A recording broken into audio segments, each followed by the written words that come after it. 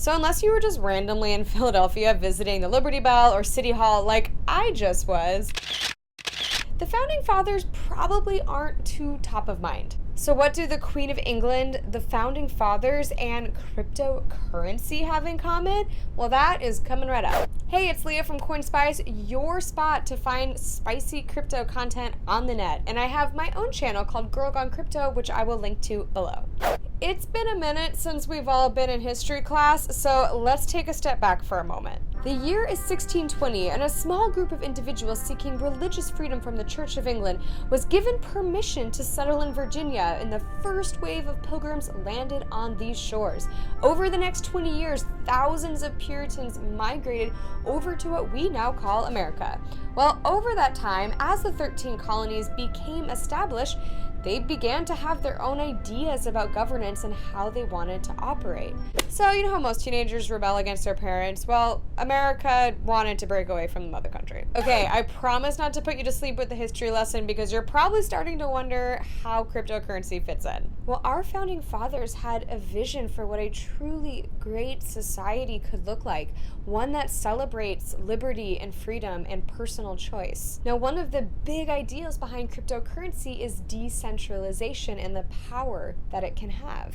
Well, our founding fathers recognized the dangers of centralization in governance. They recognized that the monarchy and the central authority that it represented was keeping them from being able to create and set up the society they truly wanted. Now, cryptocurrency is seeking to decentralize the monetization system, much like our founding fathers were seeking a more decentralized form of government. The author of the Declaration of Independence, Thomas Jefferson, actually warned profusely about the dangers of a centralized banking system. He said, "I believe that banking institutions are more dangerous to our liberties than standing armies.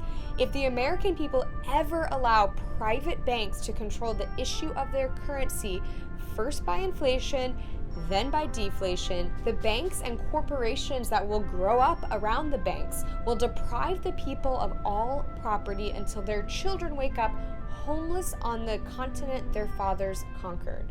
That's a pretty strong statement, and unfortunately for us, pretty right on the money.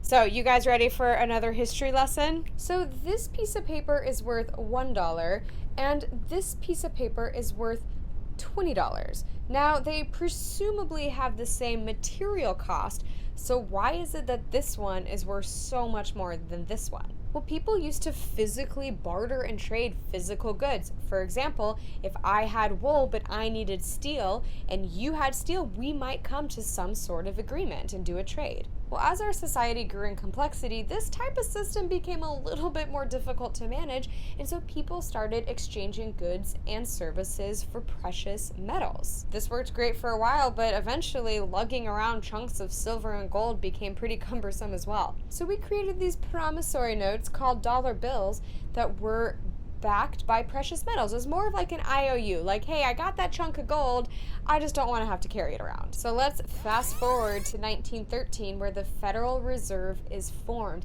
the exact type of central banking that Thomas Jefferson warned us against. Now, instead of our money being backed by actual gold, it's just printed at will, and the only reason that this piece of paper has money is because we both decide that it does and that it's valuable. As our inflationary currency continued to cause major problems, people began to wonder if there was a better way. Just like our founding fathers dreamed of a more decentralized form of government that would offer people the liberty of free choice, cryptocurrency offers a decentralized option for our broken banking system. By introducing a deflationary currency, which basically just means that you can't go off printing more Bitcoin like you can with cash, that helps to preserve the value of that currency. But that alone won't fix the problem, as we would still need a way to exchange these funds amongst each other. Because any time that you involve a bank or some other kind of third-party intermediary between the funds, things are going to get messy, just like they currently have. It might be, given the right parameters, the safest,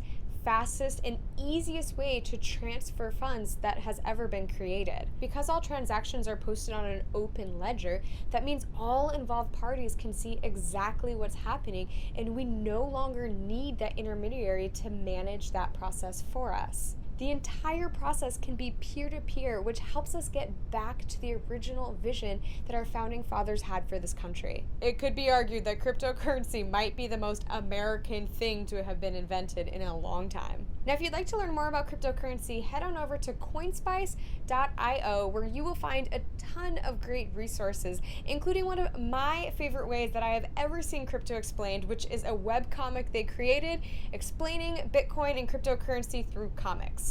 Hey, thank you so much for watching. I really hope that you enjoyed this video and hopefully got a little bit of perspective on the fact that Bitcoin isn't just a fad for nerds and is actually offering real-world solutions to some of our monetary issues. Don't forget to leave a comment below letting us know what you think, and be sure to stop by CoinSpice and Girl Gone Crypto to follow us for more awesome videos.